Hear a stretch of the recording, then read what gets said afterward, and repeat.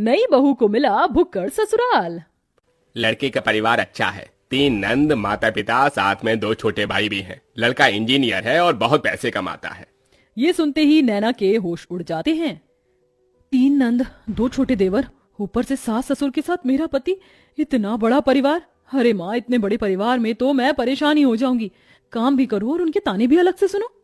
अरे बेटी, परेशान क्यों होती है?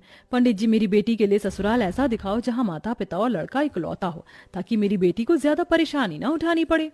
चलिए, अगर ऐसी बात है तो ठीक है, मैं आपको एक अमीर घर का रिश्ता दिखाता हूँ। इकलौता बेटा है, साथ में माता पिता रहते हैं। नैना जैसे ही लड़के की फोटो देखती है, उसे लड़के की तस्वीर अच्छी लगती है। अरे लड़का तो अच्छा है, इकलौता है, परिवार भी छोटा है, और क्या ही चाहिए। माँ, मुझे लड़का पसंद है। ओहो पगली, चलो ठीक है, कोई लड़का तो तुझे पसंद आया। पंडित जी, अब आप इसी लड़के से मेरी बेटी के रिश्ते की बात चलाइए। हाँ हाँ बहन जी, बिल्कुल। फिर क्या था, पंडित उस अमीर घर में जाकर रिश्ते की बात कर लेता है। अब दोनों परिवार एक दूसरे से मिलने लगते हैं और उनका आना जाना लगा रहता है। बहुत जल्द शादी की तारीख भी निकल आती है। मुझे नहीं पता था कि इतनी जल्दी शादी की तारीख भी निकल आएगी। बेटी, अपने ससुराल में जाकर खुश रहना। खुश तो रहूंगी ही माँ, छोटा सा परिवार है, सुबह शाम रोटी, दोपहर में सोना, फिर रात को आराम करना। नैना को बहुत आसान लग रहा था, लेकिन वैसा होने नहीं वाला था। शादी होने के बाद जब अपने ससुराल आती है तो उसका ससुराल में घर बहुत बड़ा होता है, जिसमें उसे सफाई करने में ही बहुत ज्यादा समय लग जाता है। हे भगवान, अमीर घराने में तो आ गई, लेकिन यहाँ झाड़ू पोछा करते करते ही मेरी कमर टूट गई। तभी आवाज आती है, बहू, ओ बहू, अरे अभी तक तूने नाश्ता नहीं बनाया? नैना फटाफट सफाई करने के बाद अपनी सास के पास जाती है। माँ जी, बस रसोई में ही जा रही हूँ, मैं पहले सफाई कर रही थी। अच्छा सुनो, मेरी नंद और उसके बच्चे आज घर पर आ रहे हैं, उनके नाश्ते के लिए आलू के पराठे बना ले। और हाँ, शिवा आलू के पराठे नहीं खाता, उसे प्याज के पराठे पसंद है, उसके लिए वही बना देना। हेमलता ऐसा कहकर चली जाती है। लो जी, मिल गया ऑर्डर, अब इतने सारे लोगों के लिए पराठे बनाने होंगे। नैना ऐसा कहकर रसोई में चली जाती है, जहां वो बहुत सारा आटा गूंथती है। इतना सारा आटा गूंथने में ही मेरे हाथ दुखने लगे, अभी तो इनके पराठे भी बनाने हैं। नैना रसोई में आलू के पराठे बना ही रही थी कि हेमलता की नंद माहेश्वरी अपने बच्चों के साथ आ जाती है। अरे वाह, सही समय पर आई हूँ नंद जी, गरम गरम पराठे बन रहे हैं। बहू चलो, नाश्ते की टेबल पर ही बैठते हैं, वहीं पर बातें करेंगे। हेमलता पूरे परिवार के साथ नाश्ते की टेबल पर बैठ जाती है, जिसके बाद रसोई से नाश्ते की टेबल का सफर करते हुए नैना बहुत थक जाती है। हे भगवान, नाश्ते की टेबल पर आने आने में ही मेरी फिरकनी बन गई। मैंने तो छोटा सा परिवार समझकर इस घर में शादी की थी, यहाँ तो सबकी अलग ही फरमाइश चलती है। तभी नैना के पति शिवा की आवाज आती है। अरे नैना, मेरे प्याज के पराठे नहीं बनाए तुमने? अभी लाती हूँ जी। नैना प्याज के पराठे बनाकर अपने पति के लिए नाश्ते की टेबल पर लेकर आती है। ये लीजिए प्याज के पराठे। तभी माहेश्वरी कहती है, बहू के हाथों से पहली बार खाना खा रही हूँ, बहुत स्वादिष्ट है ये पराठे, ये लो तुम्हारा शगुन। इस तरह माहेश्वरी नैना को शगुन देकर जाती है। सब लोग बहुत खुश होते हैं, लेकिन नैना बहुत ज्यादा थक जाती है। सबके सो जाने के बाद वो सबके जूठे बर्तन भी धोने लगती है। आज तो पूरा दिन हो गया, मुझे लेटने का समय ही नहीं मिला। नैना बर्तन धोने के बाद अपने कमरे में जाने ही वाली थी कि तभी उसके ससुर उसे कॉफी बनाने के लिए कह देते हैं। अरे सुनो बहू, जरा 1 कप कॉफी बना देना। अभी बनाकर लाती हूँ पिताजी। नैना दोबारा रसोई में जाती है और कॉफी बनाकर अपने ससुर जी के लिए लेकर आती है। आखिरकार उसे थोड़ी देर के लिए अपनी कमर सीधी करने को मिल जाती है, लेकिन फिर शाम की अलग फरमाइश शुरू हो जाती है। बहू, शाम के खाने में वेज बिरयानी, शाही कोरमा और चावल बना लेना। फिर से कोई आ रहा है क्या माँ जी घर पर? अरे नहीं, ये तो शिवा को बहुत पसंद है, इसीलिए बनवा रही हूँ। ठीक है माँ जी।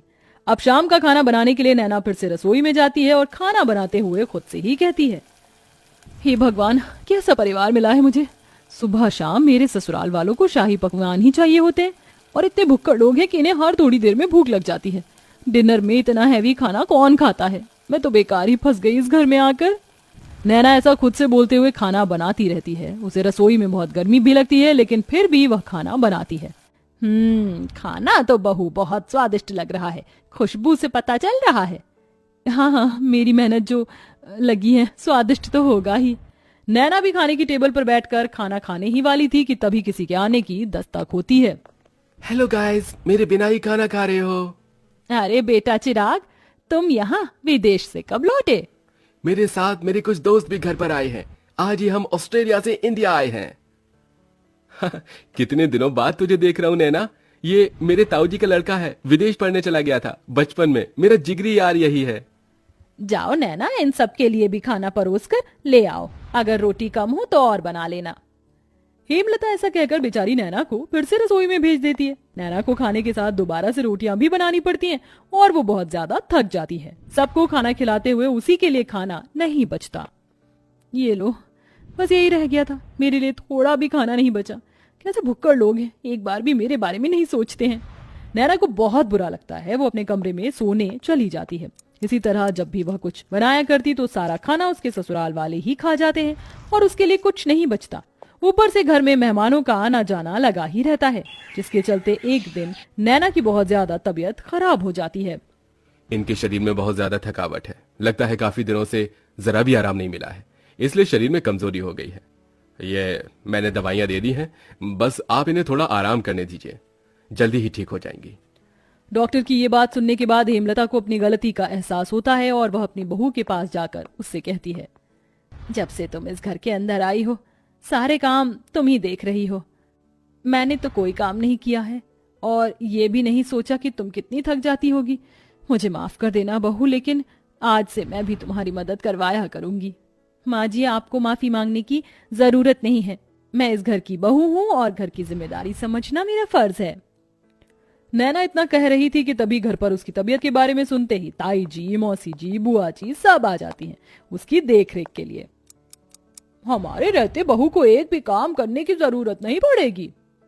अरे बुआ ताई जी हैं ना, और मौसी जी भी हैं, हम सब मिलकर सारे काम कर लेंगे। इस तरह सब लोग नैना की बहुत अच्छे से देखरेख करते हैं। नैना को इससे ये समझ आता है कि रिश्तेदारों का आना जाना अच्छा होता है और सबके साथ प्यार प्रेम से रहना भी बहुत जरूरी है। जैसे ही वो ठीक हो जाती है वो पहले की तरह फिर से घर की सारी जिम्मेदारियां खुद उठा लेती है। चलिए आप सभी आज खाने की टेबल पर बैठिए, अब मेरी तबीयत बिल्कुल ठीक है। मैं आप सभी के लिए आपकी पसंद का खाना बनाऊंगी। नैना ऐसा कहकर रसोई में चली जाती है। पीछे से हेमलता आती है। अब से मैं भी तुम्हारी रसोई में मदद करवाया करूंगी और मैं जानती हूँ आखिरी में तुम्हारे लिए कुछ नहीं बचता, इसलिए पहले ही तुम अपने लिए खाना निकाल लिया करना। ये सुनते ही नैना को बहुत खुशी होती है और उसे अपनी माँ की याद आ जाती है, जिसकी वजह से उसकी आंखें भर आती हैं। अरे ये क्या बहू, तू रोने क्यों लगी? बस आज आपकी बातें सुनकर मुझे अपनी माँ की याद आ गई। हेमलता उसे गले से लगा लेती है। इस तरह दोनों सास बहू मिलकर घर को संभालती हैं और एक साथ खुशी खुशी रहने लगती हैं।